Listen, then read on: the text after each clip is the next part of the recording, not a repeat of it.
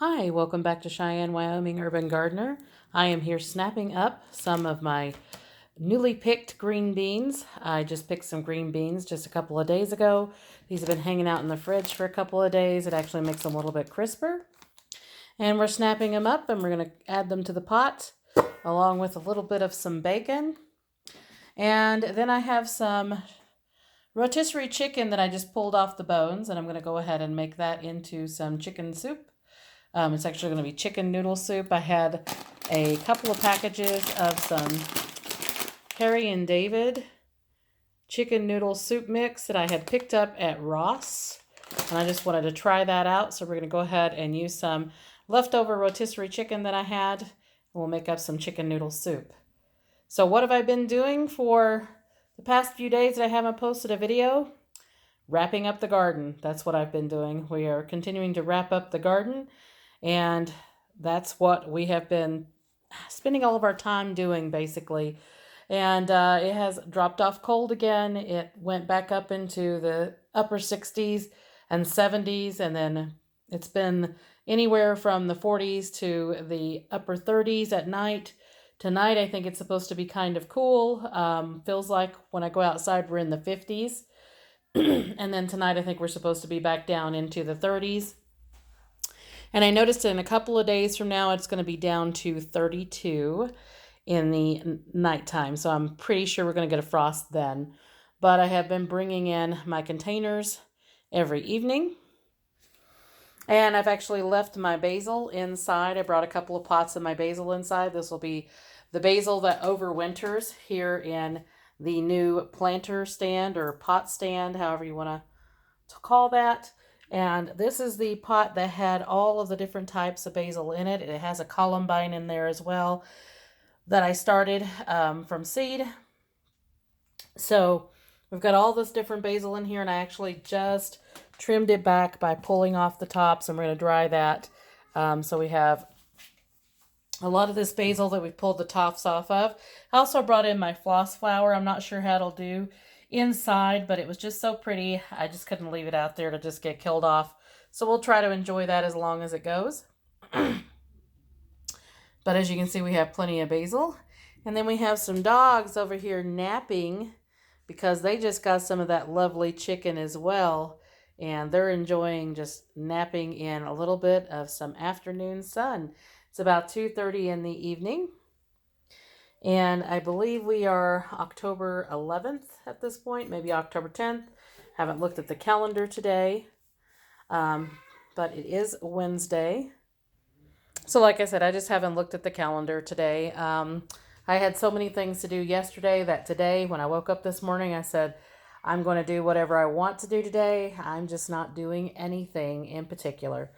These are my tomatoes that I have pulled off of the vines when we had the fear of the frost coming before, which didn't end up happening, and kind of wish I'd left them on the vine now, but that's just how it goes. And they are ripening. You can see many of them are ripened, and they are continuing to ripen over here, just laid out on my dining room table. I just laid them all out flat. I said, you know what? I'm not going to put them in cardboard. I'm not going to wrap them in paper bags or any of that stuff. And they have been ripening just fine. Even some of the really tiny ones that were still very green as some of these guys.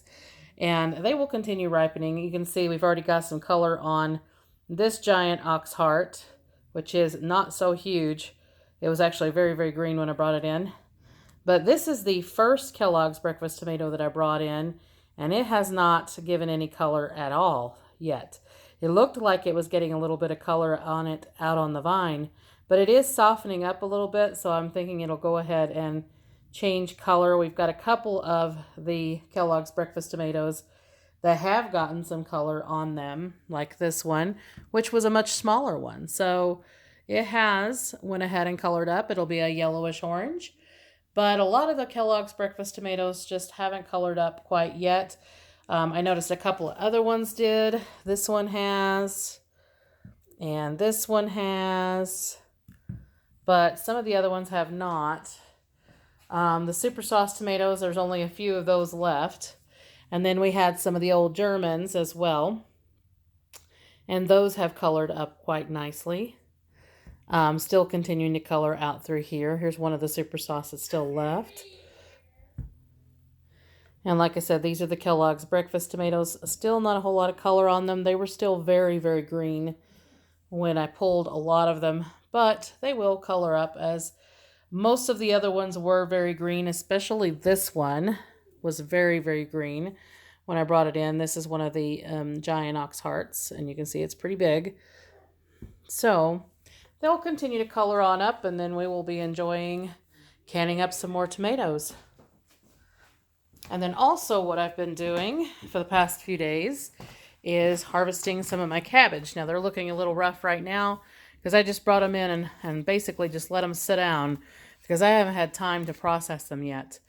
But they were absolutely gorgeous. There's pictures on the Facebook page as well as Instagram. Check those out and you can see what they look like when I first harvested them. Nice big heads though. You can see about 5 to 6 pounds each. And we got one red acre cabbage in here. You can see, yeah, the leaves are getting pretty yellow. I got to process these in the next day or so. And I think we'll probably just process these into some kraut with some caraway seeds in them. And then we've got a lot of our basil. This is the basil that I pulled off from the containers earlier this morning. I'm just going to dry that out. We've got some more seeds that we've got drying. Those are cosmos seeds. And oregano that's drying there, and then some more thyme and hibiscus flowers and sage and all kinds of things that we still have drying. And we're still pulling tomatillos off the plants. They're still going strong. So the cool weather has not seemed to bother them at all, but I'm sure the 32 degrees they will not enjoy. So anyway, that is those. Then we got some lemon balm back here as well, kind of hiding out. That is drying. So we've got all of that going on. We're doing a lot of sorting and organizing, bagging things up. Seeds are getting bagged. And I'm not sure if I showed you these, but we do have the Tahitian squash that we got pulled off of the vines. And they are continuing to get ready on in the house. So it looks like we got a little bit of a blemish on that one. But they are hardening up quite nicely. And then there's all of our pumpkins and our squash that we harvested. And our red curry squash. We still got some leftover zucchinis and straight neck squash that we could still eat on. And we still have cucumbers and eggplants that are hanging out in the box as well. And we are still starting seeds. We've got some mandarin orange seeds that are over here in these containers. And it can take mandarin oranges a very long time to germinate. I've had it take 2 months or longer for them to germinate in the past. That's about how long it took for this mandarin orange tree to get started, about 2 months. And now it is just growing by leaps and bounds. But anyway, we hope those seeds will get started pretty soon because there's a couple of people that have requested to have some mandarin orange trees. And we've got some more mint over here that we've got propagating, just getting rooted up. So we have those already reserved for people. And then chocolate mint and orange mint is what we have here. And then we're also rooting some lavender. And I did notice that we have some roots on one of those. So I'm not sure if you can see through the glass, but right there are some roots. So we will be getting those all potted up very soon. We got some nice roots on these mint. You can see the little network of roots that are coming off of those mint plants. And we still have all of our mint plants outside, are still doing very well as our kale, Swiss chard, radishes, but our squash plants such as the pumpkins and our rhubarb and things like that are dying back with the very cool temperatures now. So we need to go ahead and get the rest of our acorn squash harvested, which we have several different plants out here. And we will get the vines pulled out of here very soon. And then we're also collecting seeds off of all of our flowers. But you can see that Our radishes, such as the daikon radishes and the regular radishes, cabbages, and even still some of our beans are still going very, very strong in this cool weather and still producing very well. And our carrots are still going strong. And then we had our new 3 rows of different radishes here. We have the daikon in the back, and 2 rows of the French breakfast radishes are definitely going very strong still. And then we had our cabbages that are still getting ready, that were not quite ready when we came out here and harvested a bunch. And they are still going as well.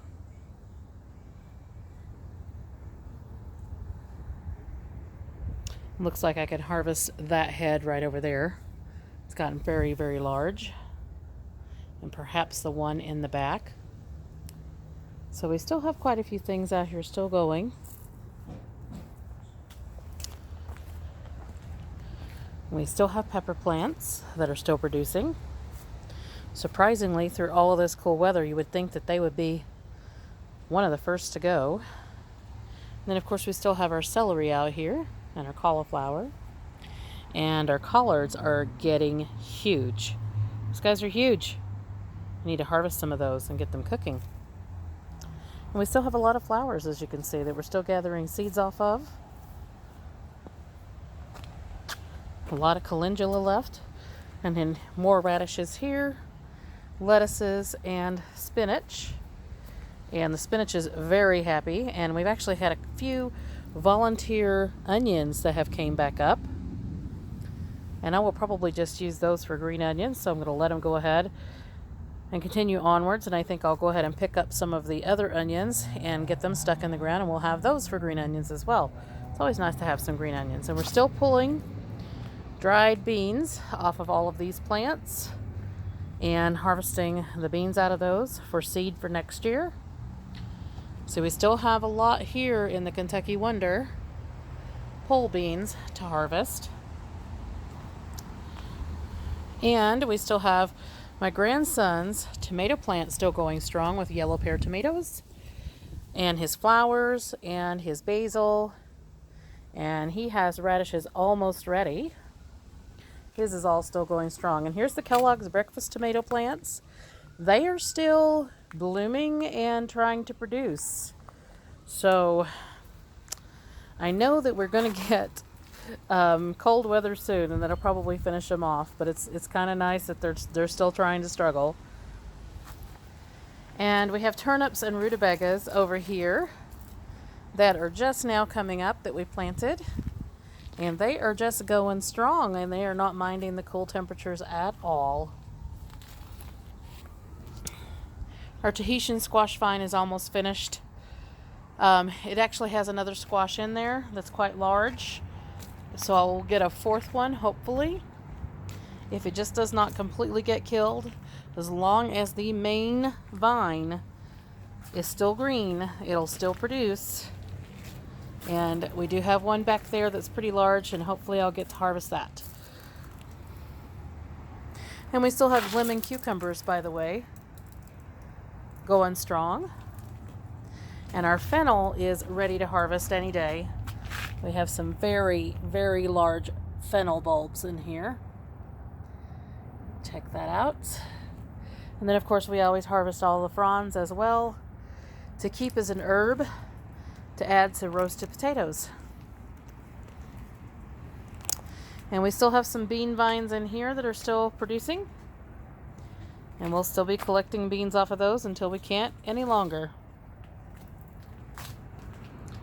And our sun gold cherry tomato, even though it looks terrible, is still producing. It's still blooming and producing. Look at the blooms. So as long as it keeps going, and we'll take it inside and bring it back outside when it's warm and see how long that it'll continue producing tomatoes for us, because they're still delicious. We've got new lettuce and arugula and things like that. Still have flowers blooming, and like I said, we still have tomatillos that are going. This one looks like they've blown over today. We've had a lot of wind today, so we'll just pick those back up.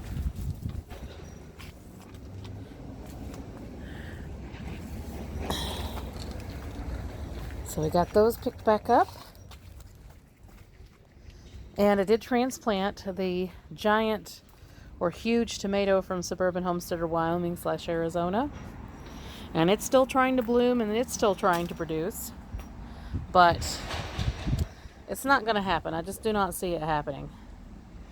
But our yellow pear tomato back there is still going strong. I kind of moved everything around. And we've got more lettuce in this container that's going strong. And I'm starting to pick up all of my little labels now, and we reuse those. And I'm collecting the soil now out of some of the containers into the larger ones. You can see our dahlia is still going strong over here. And our tarragon, surprisingly enough, is usually the first one to die back in the winter or in the fall and winter, and it didn't. It's still trying to produce more tarragon, and I think I'll take it inside as well. Cilantro still blooming away and getting seeds on it. We still have these 2 yellow pear tomatoes, and they're still producing. And I just harvested some oregano earlier, as you saw. And another yellow pear tomato, and this one is blooming and still producing as well. Again, we did pull all of the tomatoes off of these because we had that fear of frost, and that actually prompted them to start producing again. And we've got a butter dish squash, and I'll have to take this inside because it's still producing as well. It has lots of new growth on it. And we've got new growth on our cucumbers back there. We have a cucumber hanging. So we got more cucumbers coming along and some more burpee pickler cucumbers as well. I trimmed these vines up quite a bit, and you can see that cucumber hanging right there. So anyway, lots of things still going on, still going strong, and we'll keep it going just as long as we possibly can. We've even got strawberries that are still trying to produce down in there. You can see them hanging off to the side. And we have our spinach back there, very, very happy. And I may go ahead and plant some more spinach in those freed up containers of soil right there. And maybe even at the base of this tomato plant, because we got lots of room in there to do that. But anyway, that is what we have been doing the past few days. Of course, the videos will still continue on through the winter. With the recipes and cooking and using all of the things that we have collected this end of season of the garden. I just need to get set up to do that. This is going to be a bigger season for that since I do now have a tripod, and we'll get all the kinks worked out. So I hope everyone is doing well out there. You got lots of harvests from your garden, or you're putting away lots of storage items for your pantry. But like, subscribe, hit the notification bell for notices on new videos as they come out. And also, I do have a Rumble account now that I am trying to figure out how it works and get videos posted there as well. And I have been posting on Facebook and Instagram pictures and short videos and things like that. So anyway, we'll see you in the next video.